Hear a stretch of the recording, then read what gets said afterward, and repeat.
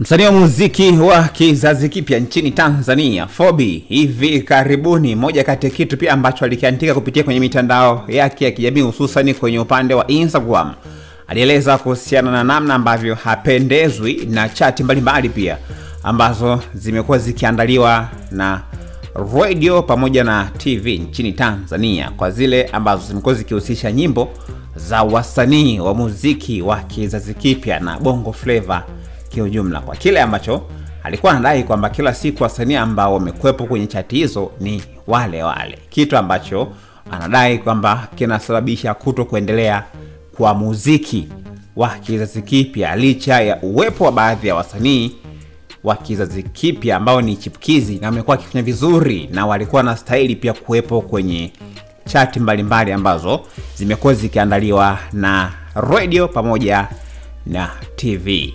Leo kupitia kwenye zile story za kiburudani tumepata nafasi ya kuweza kuzungumza na Fobi akitueleza kwa undani zaidi kuhusiana na kile ambacho alikuwa amekiandika kupitia kwenye akaunti yake ya Instagram kuhusu kutokupendezwa na chati hizo. Mlengo wake ulikuwa ni upi hasa?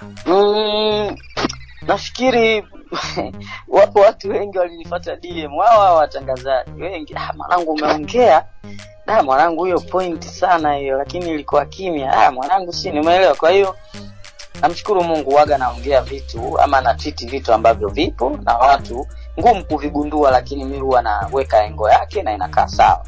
So wengi walinifuata DM na kuniambia kweli sasa hivi watu hawatengi muda kwa ajili ya top 10 na top 20. Ni kwa sababu ya mazoea labda. Yaani kuna mtu katoa ngoma leo, kesho imeingia top 20. Kisa ni mtu ambaye anatoa ngoma kila siku. Hembu washurutishe watu, ingiza ngoma yake kama inastahili kweli. Je, umeikagua? Haina maneno mabaya, ina ngoma bora kweli, kwa sababu zile ni ngoma bora 10 ama 20.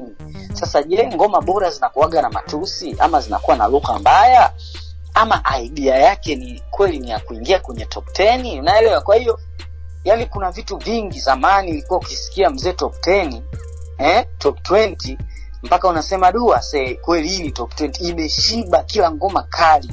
Lakini sasa hivi mtu tu akitoa ngoma, yani umetoa tu ngoma imeingia kwenye top 20, umetoa tu ngoma umeingia kwenye imekuwa kawaida sana. Mazoea, tumeleta mazoea kwenye hiyo sehemu, wakati ndio sehemu ambayo ngoma nyingi zilikuwa zina hit. Yani ngoma yako mpaka iingie top 20 mzee au top 10, yani unahaha unasema ngoma imeingia top 20, asante Mungu. Umeelewa? Kwa hiyo takiwa bana turudishe ile hali ya muziki uwe mzuri, yani turudishe hicho kitu. Na unahisi pengine inawezekana ikawa ni uvivu wa sisi watangazaji, na kwa maana ya kwamba kutokufanya research na kuchagua ngoma kali zaidi, pengine inawezekana ni sababu ambayo inasababisha hizi chati zinakuwa ni nyepesi zaidi, kwa maana kwamba wimbo wote ambao unakuja unapitiliza? Inawezekana pia, na wakati mwingine sijui, yani sasa sijui wasanii nao wanachangia, mnaga ngoma kali kwa ngoma zinaingia tu, yani kuna hivyo, kuna vitu vingi maki usiwalaumu mtu watangazaji. Je, wasanii wanatoa ngoma kali? Yeah, sure. Wasanii wanatoa ngoma bora kweli kali, sasa mtafanyaje? Top 20 ndio ipo, inabidi tu migoma yote kuiweka. Unaelewa? Kwa hiyo hapo inabidi watu wote turekebishe, ila naamini kwenye ngoma 100 ambazo wanatoa wasanii huwezi kukosa ngoma 20 bora, ama zile ambao ukafanya kama ulivyosema ukifanya research. Na shida yetu sisi ni tunaangalia watu, unaelewa? Tunaangalia watu, kuna watu ambao ndo tunawaangalia wao wasikose top 20, lakini kuna madogo hivi. Umeona kama ngoma ya Uchogan? Ngoma kali hivi, ngoma kama ile inakosaje kuwa kwenye top 10 ama top 20? Ngoma kali, lakini mimi nikisikiliza sijui, lakini sisikii sana si nini, lakini nasikia tu mangoma yao au wengine mangoma kama yale uyasikie akipigwa.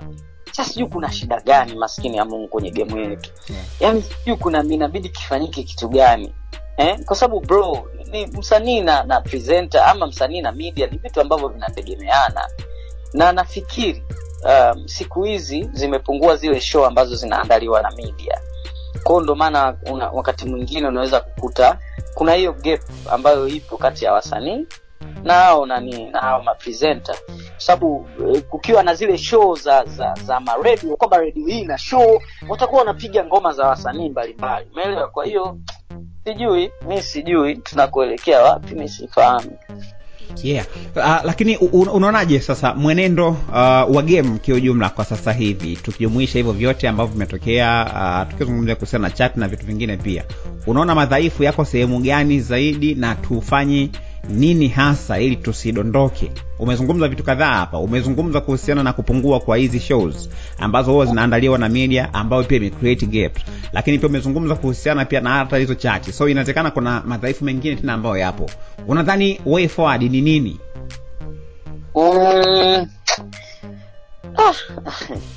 Sijui, yani unajua Japana, yani huwezi kuwashauri watu ambao walianza vitu. Mimi mwenyewe vitu vyenyewe nimevikuta. Yani si msanii wa zamani hivyo. Vitu vyenyewe nimevikuta. Kwa hiyo wakati mwingine naweza nikanifaa kutoa ushauri hapa ama si nini, watu wakaona wewe naye nini. Umeelewa? Yeah, sure. Nafikiri ipo haja ya wao kujitathmini na kurudi tena upya kwenye nani, lakini nisikudanganye. Kwa nini watu siku hizi hawafanyi hizo shows? Ni watu hawapati hela. Kuna hasara kubwa nafikiri. Ni pia kwa sababu ya social media zikikuwa zaidi, alafu pia sijui baa zimekuwa nyingi, wasanii wamekuwa wakionekana kila sehemu, kwa hiyo thamani nayo inapungua, unaelewa? Kuna vitu vingi sana hapo katikati. Yani mtu kila siku anamuona msanii labda yuko TikTok ama anamuona yuko Insta live, ama kila siku anaona yuko kwenye bar fulani, ameenda kwenye birthday, hawezi kulipia 10,000 kwenda kuangalia, never. Umeelewa? Kwa hiyo kuna vitu vingi sana, vitu vingi yani. Ndio maana mimi nilishauri, na siku nilai kushauri, nilisema kama inawezekana walezi wetu BASATA kuwe na vikao hata 3 kwa mwaka. Unaelewa? Yani kunakuwa na zile event ambazo wasanii wanaongea vitu mbalimbali, sio tu wasanii wa Bongo Flava, sio nini, hata movie unani.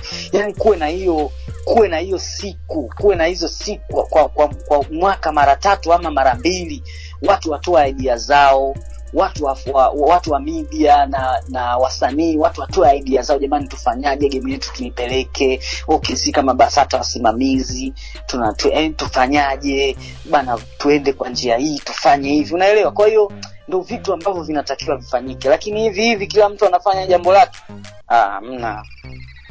Kila siku tunasema tu tumekuwa nominated kwenye Grammy lakini hatuwini, tumekuwa sio nini, hamna kitu yani. Huyo ni Fobi ambaye umetoka kumsikiliza hapa akieleza kwa upande wake, na hajaeleza tu kuhusiana na vile ambavyo hapendezwi na chat, lakini pia amezungumza kuhusiana na mwenendo wa muziki wa Bongo Flava kwa hivi sasa. Amegusia pia swala la Grammy, vile ambavyo wasanii wamekuwa kilitazama kwa upande wao, na namna gani pia ambavyo tunaweza tukafanya ili pia tuweze kushinda katika tuzo hizo kubwa duniani. Mtazamo wako ni upi?